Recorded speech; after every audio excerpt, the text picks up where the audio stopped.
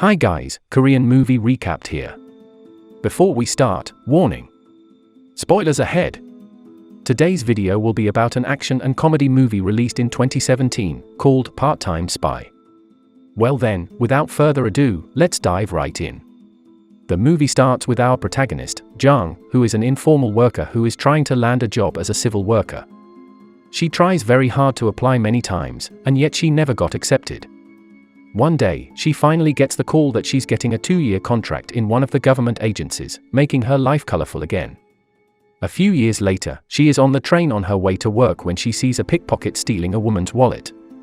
She tries to stay silent but fails, instead, grabbing the thief and pleading him to return the wallet. A female detective who's there on a case, Na, sees the commotion and notices the thief, so she beats him up in front of everyone. However, she goes too far, and her team has to hold her back. Jang finally arrives at her office. Apparently, she is working for the National Security Agency, or NSA. She gets called by the deputy department head, Mr. Park, to come into his office. He reveals that her contract is almost over, but her other colleague has outperformed her, so she is now fired. After Jang leaves, Mr. Park receives a call from the Foreign Office's vice minister, who is about to retire and wants Mr. Park's department to send them $500,000 if he wants his position.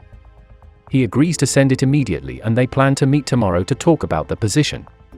The next day, Mr. Park tries to call the vice minister's number but it says that the number is wrong. He then calls the Foreign Office officially and asks for the vice minister, but he seems to never have talked to Mr. Park before. From the chief financial officer, he finds out that he has been scammed by a phishing company. Jang, who was in front of his office to ask for her unemployment paperwork, overhears the whole thing and offers to help Mr. Park. He refuses and calls everyone to ask if there's an agent who can look into the scam, but when nobody is available, he has to go to Jang for help. He's offering her a chance for a permanent position in the NSA if she succeeds in proving that this one company is the one that scammed him, and to get his money back. Jang agrees to do it. She starts working for the phishing company to get information to confirm their scam, and on her first day orientation, she almost gets caught snooping by the company's handsome president, Mr. Mean. In orientation, Mr. Mean seems to be very welcoming to his employees. The department head, Yang, tells them that they just successfully scammed the NSA for $500,000, confirming Mr. Park's suspicion of the company. Meanwhile, Jang spots Detective Na in the office, seeming to be working there also. She goes to the toilet to report to Mr. Park that this is the company that scammed him, but also tells her that an undercover detective is working there. Mr. Park concludes that the police is also planning to catch the head of the company, and tells Jang to lay low. That would be hard to do because she gets assigned to a table next to Na. Jang's first day of work is tough. When she takes a break, another employee named Song buys her a drink and cheers her up. Her support drives Jang to do better at work, and not long after, she manages to scam many people through her various knowledge and is celebrated by the whole office. That night, the company goes to a bar to celebrate Jang, who is named as the MVP of the office. They party, drink, and dance together. Meanwhile, Na sneaks into the president's room and takes his SIM card to scan with a gadget. In the middle of it, a drunk Jang comes in blabbering nonsense, surprising Na before leaving for the toilet. Na finishes her task quickly and rejoins the party. When Jang comes out of the toilet, he meets Mr. Mean and thanks him for appreciating her work. She then passes out on him, and in the morning, she wakes up with a hangover. She gets a call from Mr. Park, who saw her partying from the spy camera she's wearing and scolds her for not laying low. She promises to do better before he hangs up. Somewhere else, Na is calling her partner from the police about the SIM card from last night. He says that they are working on it, but the chief wants her to get some evidence before quietly pulling out. That night, Jang sneaks into the office to find clues in Mr. Min's office. She finds nothing, and the PC is also password locked, so Mr. Park tells her to place a camera there and get out. At the same time, Na is also sneaking into the office to find the evidence needed, but she bumps into Jang before they fight. They are so loud that the security guard finds them fighting, so Na beats him up before the two ladies run away into an unlocked van and drive off. Unfortunately, the guard is following them, and they get involved in a high-speed chase with a drunk stranger in the back of the taxi. Jang drives really well and manages to lose the guard before also getting into an accident. The next day, Na visits Mr. Park to warn the NSA to pull out of their investigation before storming out. Mr. Park then meets up with the police chief, Gu, to pressure them to stop their investigation, as NSA is the superior institution. Gu thinks that Mr. Park is hiding something, so instead the two agree to work together and make this a joint operation. At the office, Na talks to Jang about backing off the case before they both receive a call from their bosses, telling them to work together. They are upset about it, but their bosses say to not trust the other party and prioritize their own goals. On their way back, Yang calls them to his office to send them off to do face-to-face fishing. They are sent to a park to scam an old man who's giving them the money for his wife's surgery. Jang feels bad and hesitates to take it, but because Yang is watching them, Na decides to grab the money, and then leaves. They argue about what happened. Na says that they need to focus on catching the head, so that innocents like the old man are stopped getting scammed. Back in the office, Na comes into Yang's room and seduces him awkwardly to make him go out on a dinner with her. Mr. Park is looking at the camera footage to figure out Mr. Min's computer password, but the camera becomes broken because Mr. Min waters his plant. Meanwhile, Na is having drinks with Yang, while Jang is drinking with Song. They both try to find out more about the chairman of the company. Jang finds out that nobody has seen the chairman and apparently, Mr. Min is his son.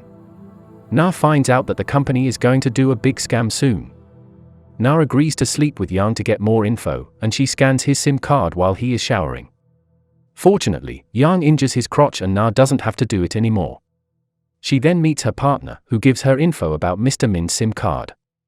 There are only 2 numbers stored there, Yang's and a Chicken Feet restaurant's number. We also see Mr. Park putting a tracking device under Mr. Min's car. The next day, Na and Jang share the information they got last night. They think what the police scanned is Mr. Min's secondary phone. The office is crowding a table of a worker that's missing. Song is worried because the worker, Yoon, lives with her child alone. Na plans to go seduce Mr. Min while telling Jang to check out Yoon's house. Jang doesn't like the plan because she has a crush on the president, so she sulks at the bus station. But then, Mr. Min stops his car to offer a ride for Jang. He's always kind to her, even offering to have dinner together. Jang suggests going to a Chicken Feet restaurant, and when he takes her home, he gives her his number. Na, who is waiting for Jang, approaches her, saying they need to talk. When they come to her room, it's very run down and ugly, just like my room. Apparently, she took her old room's deposit to pay back the old man's money for his wife's surgery. Feeling bad, Na tells Jang to move in with her, since she's also part of the scam. When they are at Na's place, she tells Jang that Yoon hasn't been home either. She's worried something bad happened because she overheard Yoon pleading to Yang to return some money to a mother that she scammed. They bond that night, and Na agrees to be Jang's friend. From then on, they start to scam only bad people who deserve it, like corruptors and cheating husbands. They drink to celebrate their good deed and have some fun. When Na wakes up the next day, she accidentally receives a call to Jang's phone from Mr. Park, who is scolding Jang, revealing that she's not actually an NSA agent like Na believed she is. The police look into her identity, and find out that she was only a contract worker before being fired. In the fishing office, it's time to do the big scam. Na volunteers to be part of it and pushes Jang to do the same. They are going to scam the Army's logistic department. Mr. Park pretending to be the Army's chief of staff, saying that they need more money because prices of uniforms and equipment have risen. He successfully convinces the colonel, and Jang reports the scam to be more than $500,000. Mr. Park tells her to bring the money to him once she has it, but she seems hesitant to do it. She says to Na that she must be used to this because she's a detective, but Na says that being an NSA agent is on another level. They drive home, but unfortunately, their conversation was heard by Song.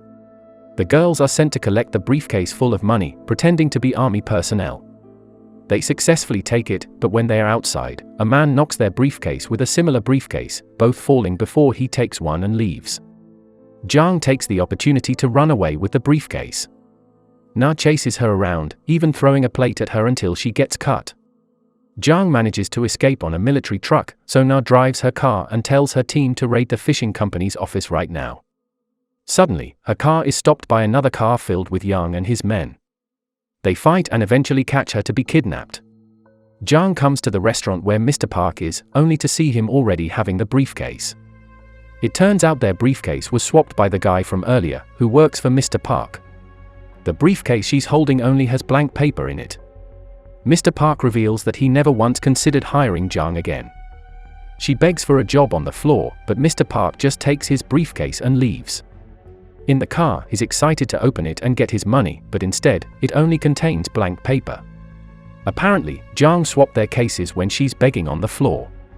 Meanwhile, in the fishing office, the police come but are too late as everything is already gone. They worry about Na because they can't reach her or Jang. One of them say he will look into the NSA. In a bus station, Jang calls Mr. Min to ask where Na is. We see Na tied up to a chair, trying to cut the rope loose while her captors taunt her. She manages to cut it and beats up the two guys before Mr. Min comes in and holds a gun to her head. He tells Jang that Na is fine, and gives the phone to her.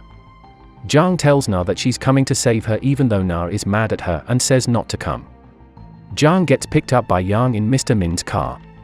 Mr. Park, who traced the car, follows it while he is also followed by the police officer. He calls his chief to say that he's heading to the harbor and they are probably smuggling the money out of the country. The police prepare to ambush the harbor. Jang arrives and drops the suitcase to help Na. They then get tied up together, and Mr. Min reveals that he's actually the chairman. He leaves them with a couple of vicious dogs and leaves to get picked up by a boat. The girls manage to subdue the dogs and Na makes the boat drive away using a false signal. Mr. Min's men fight her, then Mr. Park arrives with a gun only to be caught in a net by Jang. Mr. Min runs from the police, even shooting Yang to distract them, and hides alone. Jang finds him and they fight, but she loses and becomes his hostage. Na gets mad at Mr. Min for catching Jang and underestimating her, so she grabs a gun and throws it as a distraction, so Jang can slam him down and knock him out. The police catch all the bad guys, and in the last scene, Jang and Na are chatting and joking around by the harbor. That is the end of the recap. Thank you for watching. Don't forget to like and smash the subscribe button so you won't miss any new videos from us. Also tell us what movie should we recap for you next in the comment section below. See you next time.